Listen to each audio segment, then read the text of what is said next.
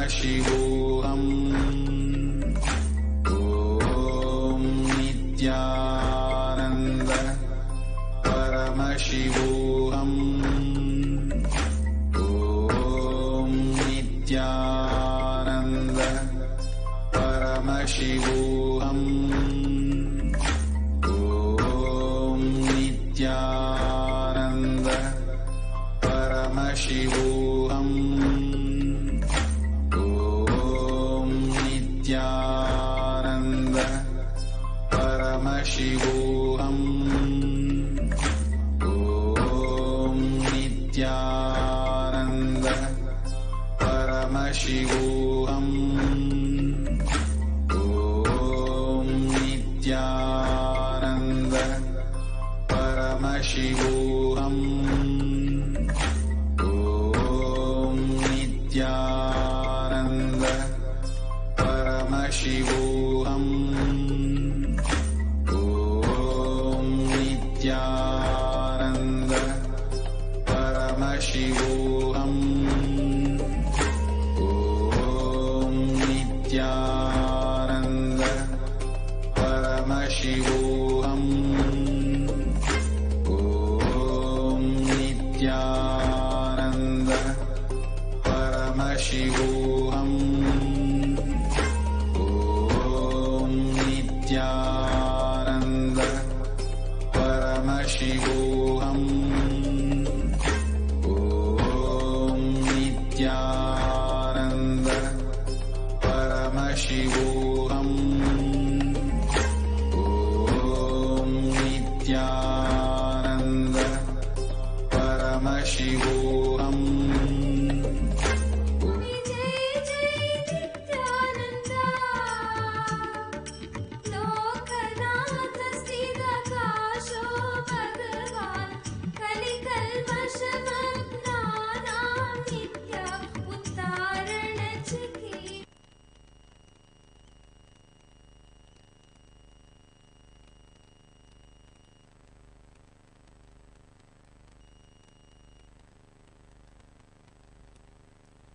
Nityanandam. Before we begin the Pratyakshapada Puja today, we request the following please declare the following statements with integrity and authenticity. If you agree to the following statements, please say yes loudly. I authentically recognize, which is internally process, understand and declare the truth that cosmic energy exists. Yes. I authentically recognize, which is internally process, understand and declare the truth that Swamiji is the Chinmaya Vigraha, the embodiment and representation of that very cosmic energy.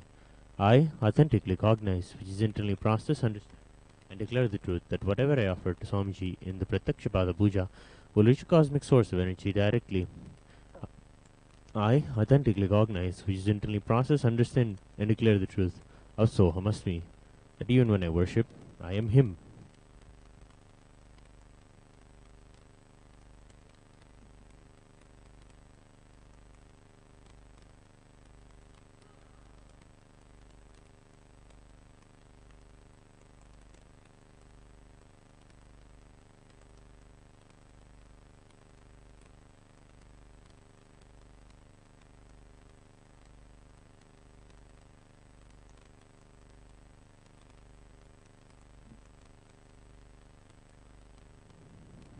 Before we enter the Pratyakshapada Puja, we request the participants to be seated in a meditative space of deep restful awareness and gratitude in the Ananda Gandha.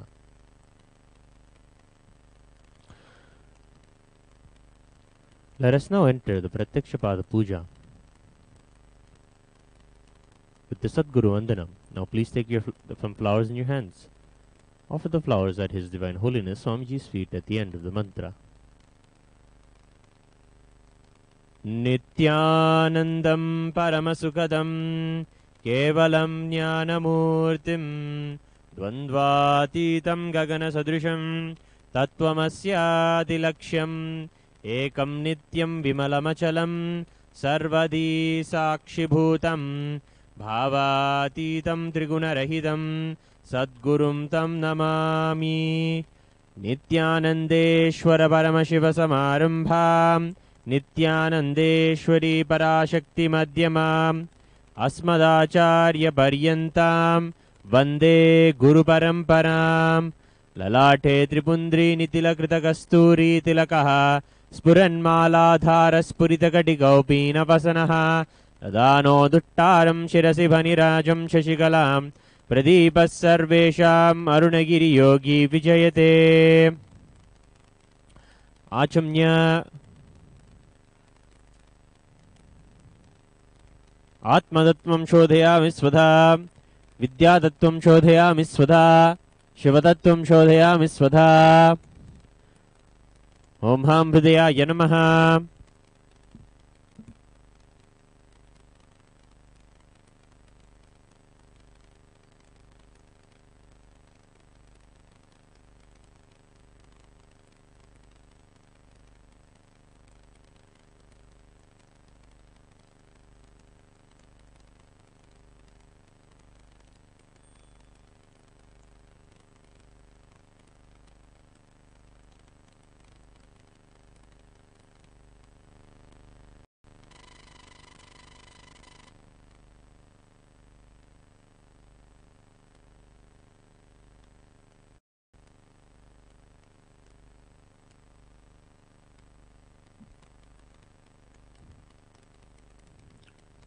We'll now perform Suklam Varadaram. Please take the Akshara in your hands and tap the sides of your forehead 5 times as we chant the following mantra. Shuklam Bharadaram Vishnum Shashivarnam Chadurbhujam Prasannavadanam Dhyayet Sarva Vignovashantayet Prananayamya. Please perform Pranayama.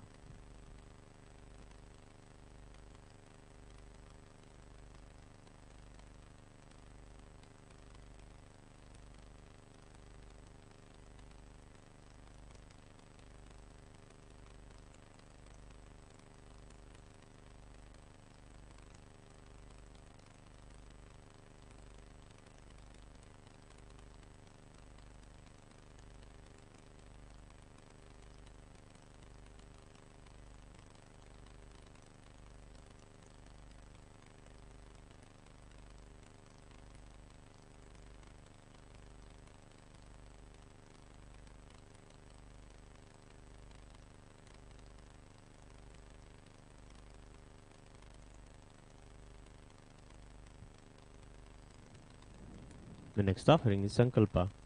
Now, clasp your right hand in your left hand and keep both your hands on your right thigh.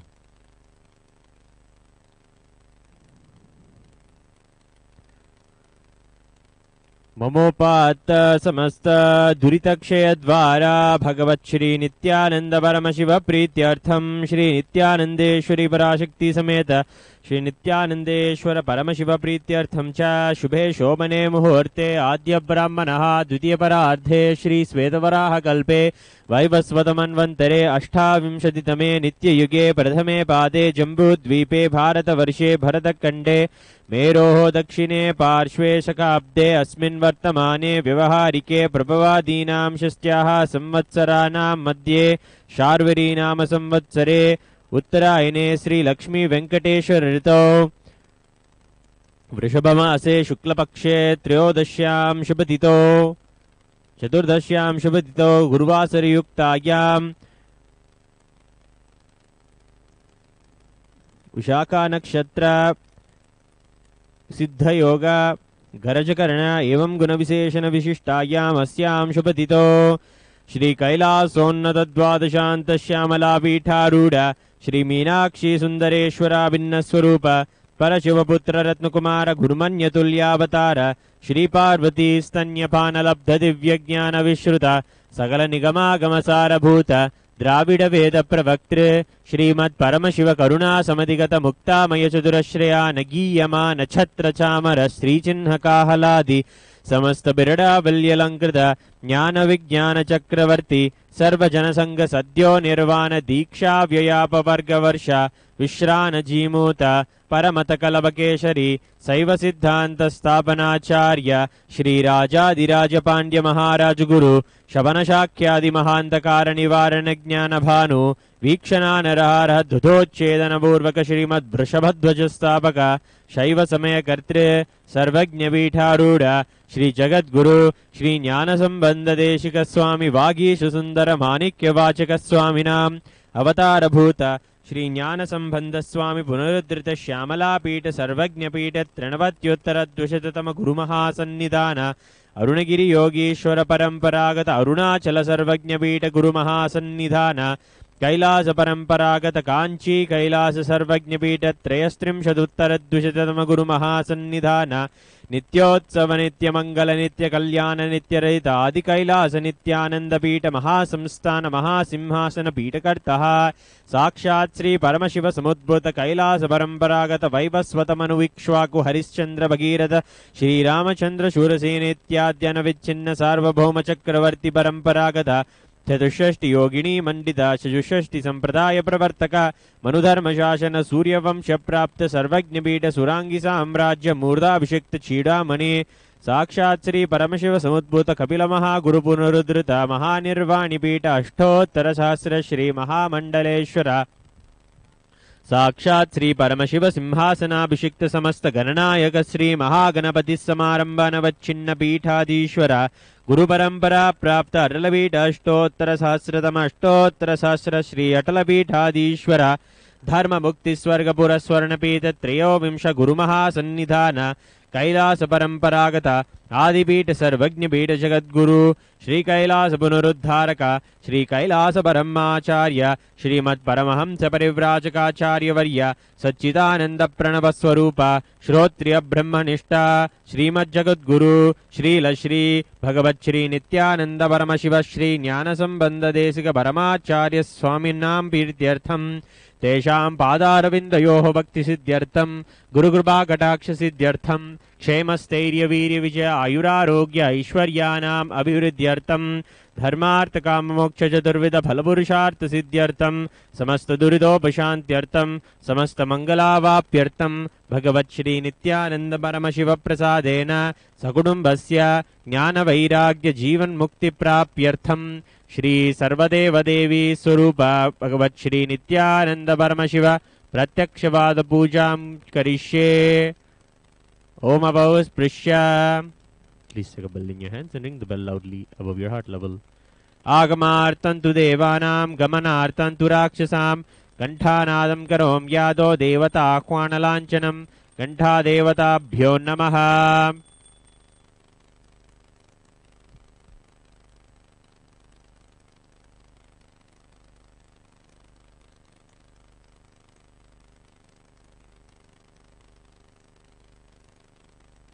We'll now enter the Manasa Puja, the internal worship.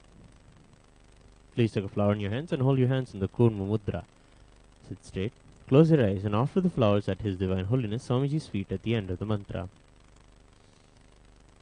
Om Hridpadmamasanam Dadyad Sahasrarachyutamrutaihi Padyam Charanayor Dadyad Manastu Argyam Nivedayet तेनामृतेन आचमनीयं स्नानीयं तेन च स्मृतम् आकाशतत्त्वं वस्त्रं स्यात् गन्धः स्यात् गन्धतत्त्वकम् चित्तं प्रकल्पयेत् पुष्पं धूपं प्राणान् प्रकल्पयेत् तेजस्तत्त्वं च दीपार्थं नैवेद्यं स्यात् सुधाम्बुधिः अनाहतध्वनिर्घण्टा वायुतत्त्वं च चामरम् सहस्रारं भवेच्छत्रं शब्दतत्त्वं च गीतकं नृत्यमिन्द्रियकर्माणि चाञ्चल्यं मनसस्तथा सुमेकलां पद्ममालां पुष्पं नानाविधं तथा अमायाद्यैर्भावपुष्पैः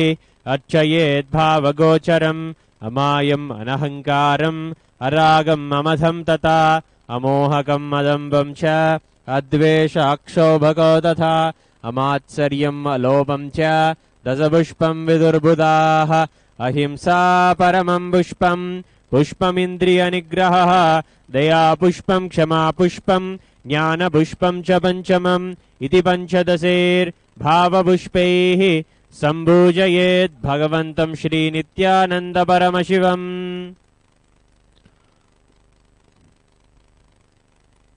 Om Hreem. Now we'll begin the Upachara Puja, the external worship. The first offering is Asanam. Now please take the Akshata and flowers in your hands and offer it at His Divine Holiness Swamiji's feet along with the mantra. Asanam Om Sarvabhutantarasthaya Sarvabhutantaratmane Kalpayamyupaveshartham Asanam Te Namo Namaha. Om Hreem Idam Suvarnasanam Sarvadevadevi Swarupaya Bhagavate Shri Nityananda Paramashivaya Namaha. The next offering is Swagatam, welcoming His Divine Holiness. Now please take some flowers in your hands and offer it at His Divine Holiness Swamiji's feet along with the mantra.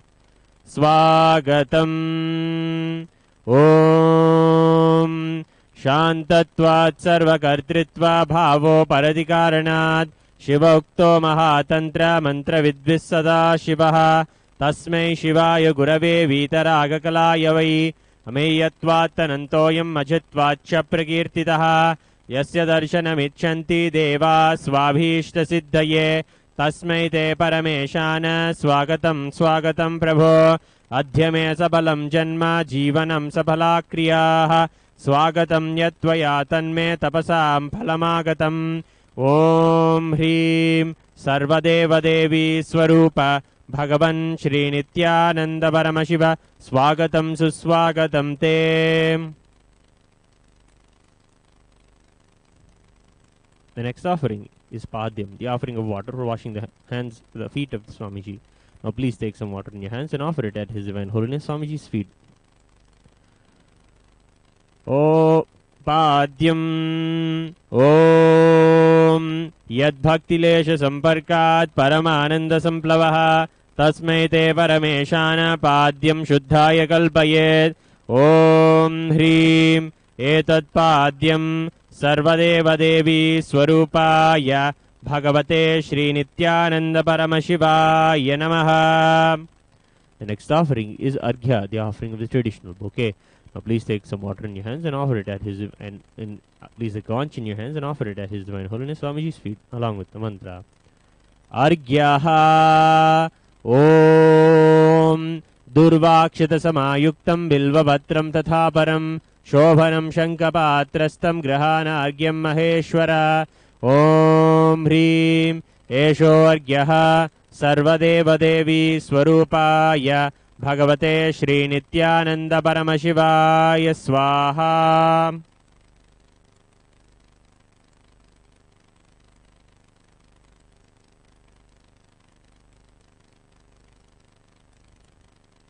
The next offering is Achamaniyam, the offering of water for washing the hands and the mouth.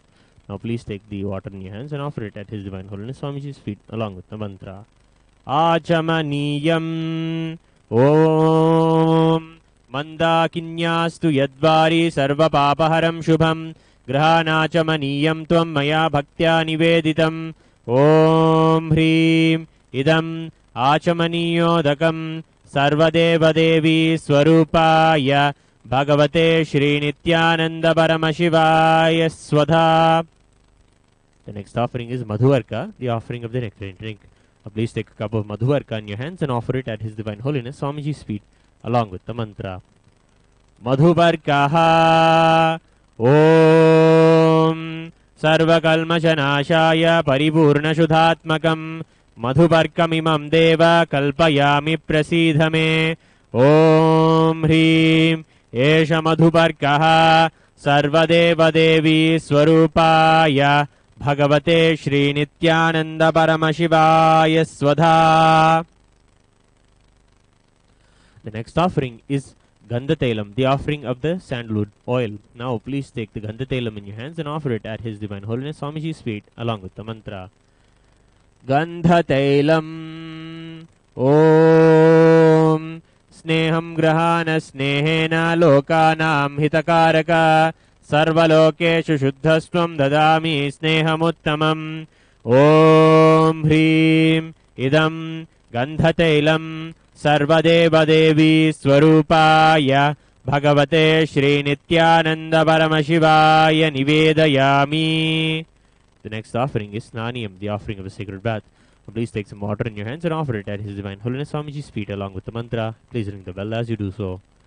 Snaniyam Om Idam Shushitalam Vari Swachham Shuddham Manoharam Snanartham Te Maya Bhaktya Kalpitam Pradigrihyatam Om Hrim Idam Snaniyodakam Sarvadeva Devi Swarupaya Bhagavate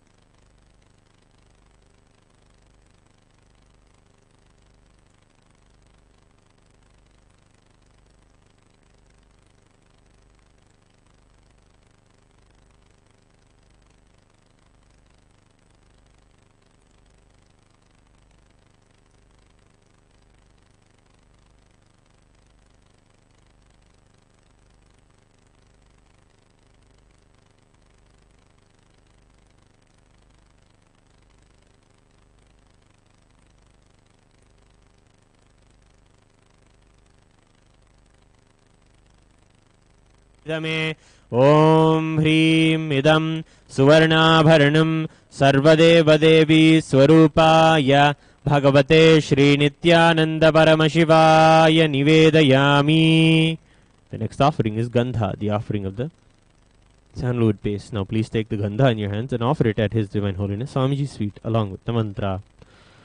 Gandhaha Om Shariram te na janami cheshtham naiva cha maya niveditan gandhan pratigrihya vilepyatam.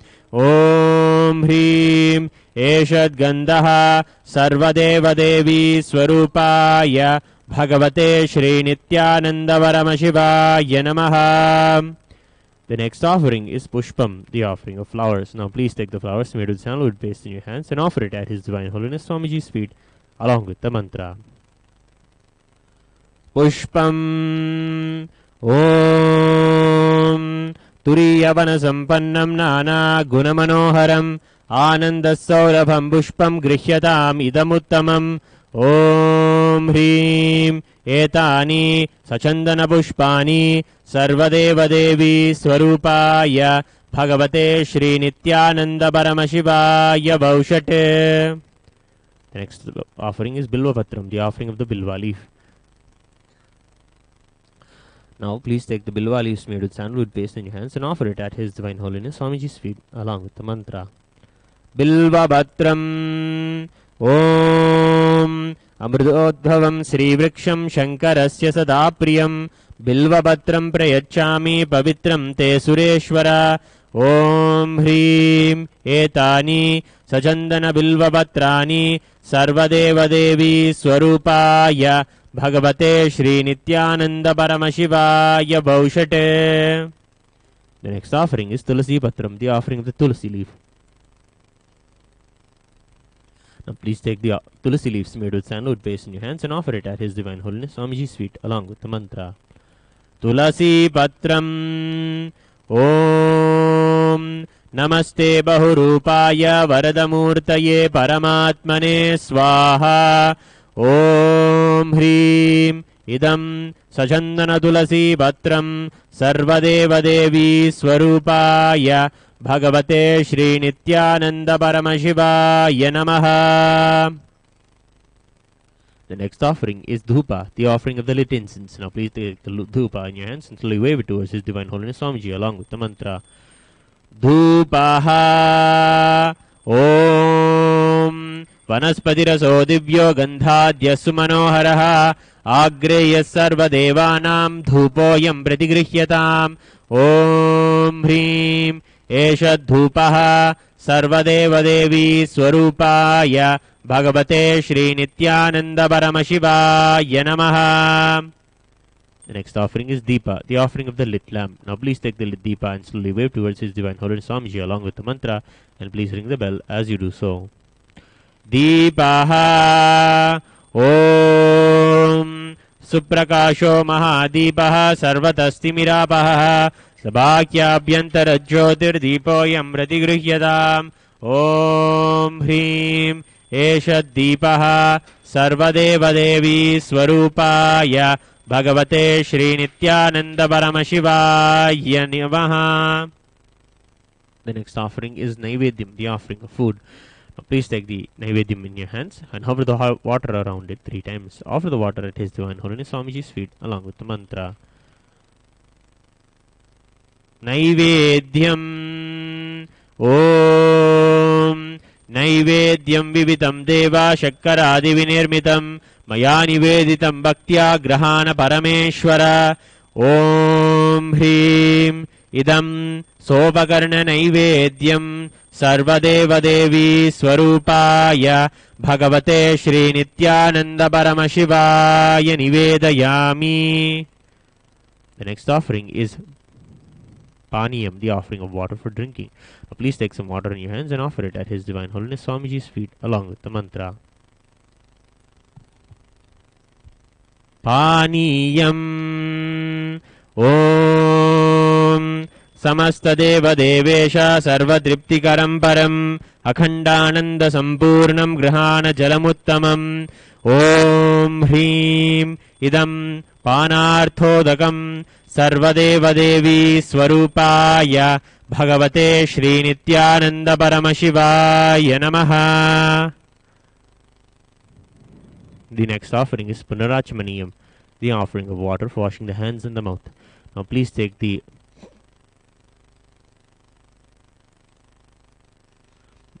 some water in your hands and offer it at His Divine Holiness Swamiji's feet along with the mantra. Punarachamaniyam Om Uchishtamapya Suchirva Yasya Smaranamatrataha Shuddhimapnoti Tasmai Te Punarachamaniyakam Om Hrim Idam Punarachamaniyodakam Sarvadeva Devi Swarupaya Bhagavate Shri Nityananda Paramashivaya Swaha. The next offering is Aratrikam, the offering of the Aarti. Now please take the lit Aarti lamp in your hands and slowly wave towards His Divine Holiness Swamiji's feet along with the mantra.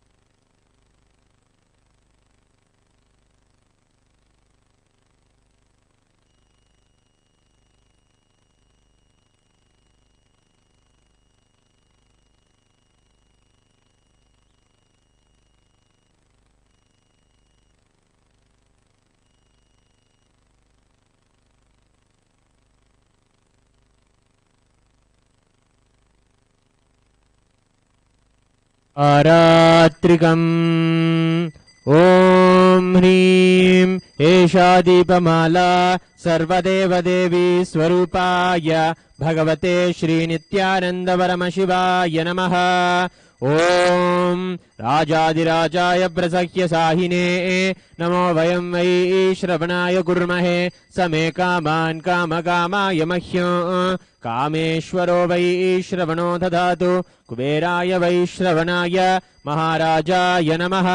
कर्पूरगौरं करुणावतारं संसारसारं भुजगेन्द्रहारं सदा वसन्तं हृदयारविन्दे भवं भवानी सहितं नमामि भवं भवानी सहितं नमामि भवं भवानी सहितं नमामि। आराद्रिकं समर्पयामि भगवत्श्री नित्यानंद परमशिव चरणकमलेभ्यो नमः।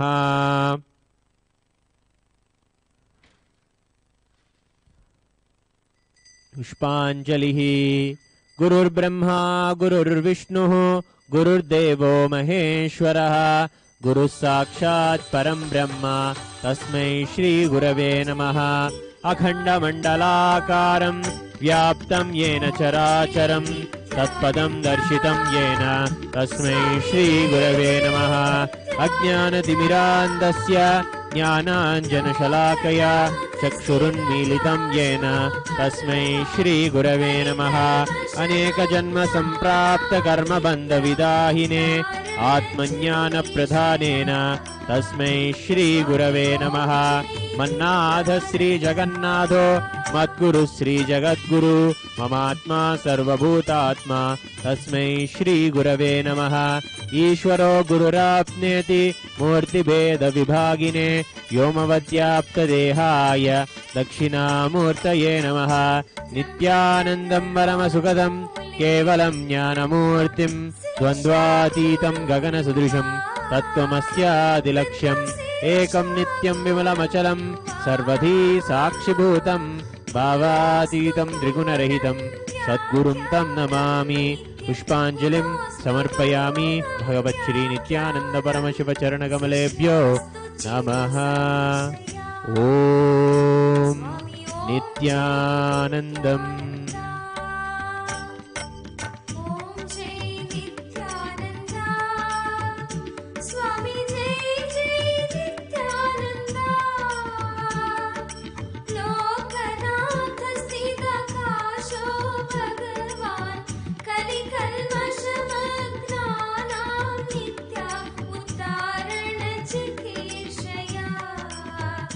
स्वामी ओम जय नित्यानंदा।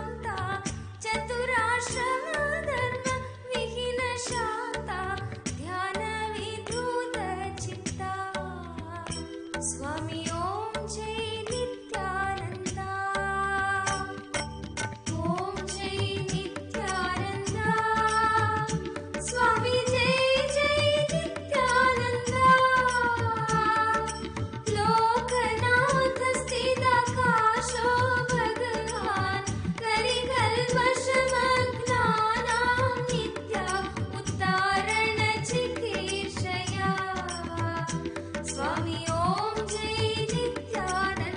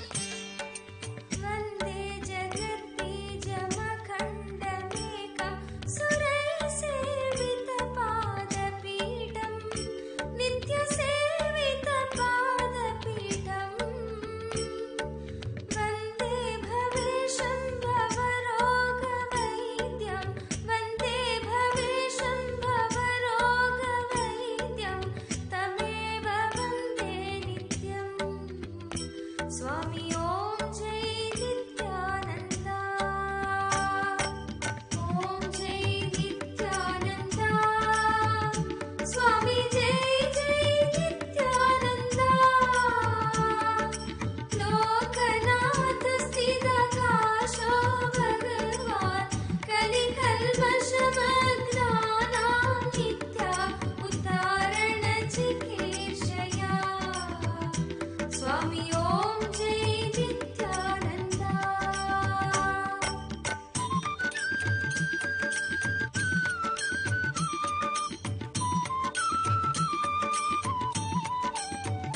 ज्ञान ध्यान तृप्ताय नित्या ज्ञान ध्यानदायिने नित्य ज्ञान ध्यानदायिने आत्मसंस्थाय सत्ताय नित्या आत्मसंस्थाय सत्ताय नित्या शरणगुणशालिने स्वामी ओम जय नित्यानंद ओम जय नित्यानंद स्वामी जय जय नित्यानंद लोकनाथ स्थितकाशो भगवान् कलिकल्मषमग्नानां नित्या उद्धारण चिकीर्षया स्वामी ओम जय नित्यानंद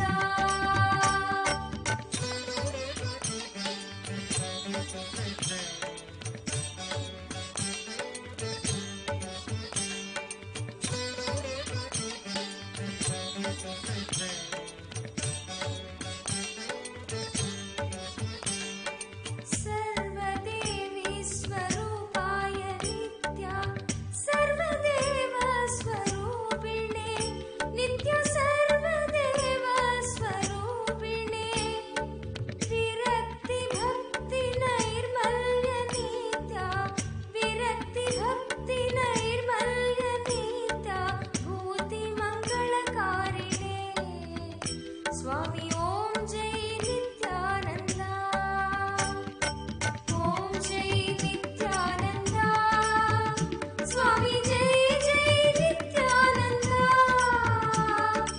लोकनाथ स्थितकाशो भगवान् कलिकल्मषमग्नानां नित्या उद्धारण चिकीर्षया स्वामी ओम जय नित्यानंद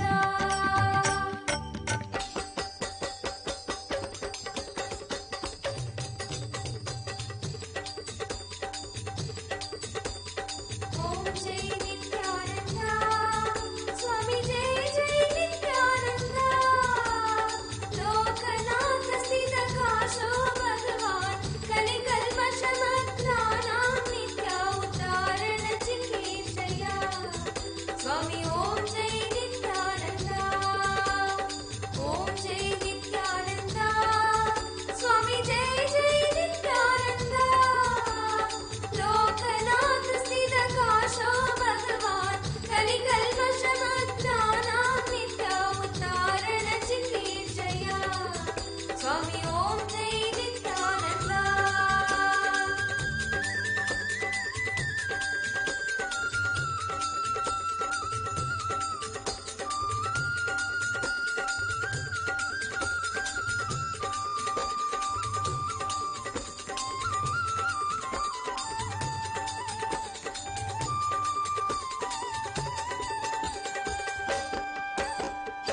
जय परमहंस श्री श्री नित्यानंद स्वामी की जय।